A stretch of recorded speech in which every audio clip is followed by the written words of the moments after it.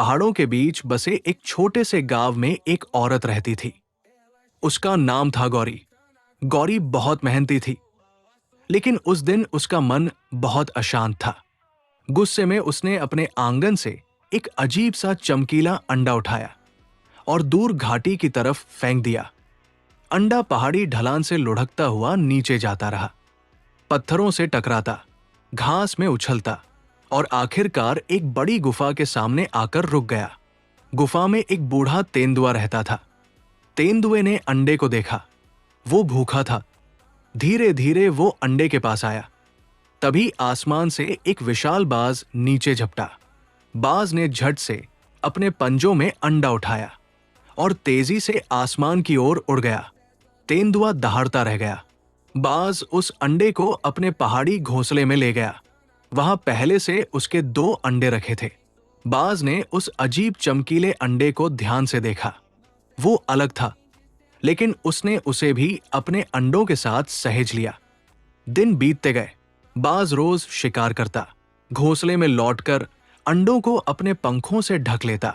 बारिश हो, आंधी हो, वो तीनों अंडों को बराबर गर्म रखता। कुछ दिनों बाद पहला अंडा फूटा। उसमें से एक छोटा बाज निकला, फिर दूसरा भी, लेकिन तीसरा अंडा अब भी शांत पड़ा था। बाज बेचैन रहने लगा, कहीं वो अंडा बेकार तो नहीं। लेकिन उसने उम्मीद नहीं छोड़ी।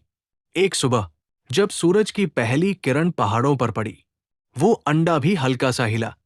एक दरार पड़ी और उसमें से निकला नीले और सुनहरे पंखों वाला एक अनोखा पक्षी। वो बाज जैसा नहीं था। उसके पंख चमकते थे, उसकी आंखों में अलग सी चमक थी। बाज कुछ पल उसे देखता रहा, फिर धीरे से अपने पंख फैलाकर उसे भी अपने पंखों के नीचे छिपा लिया। समय बीता।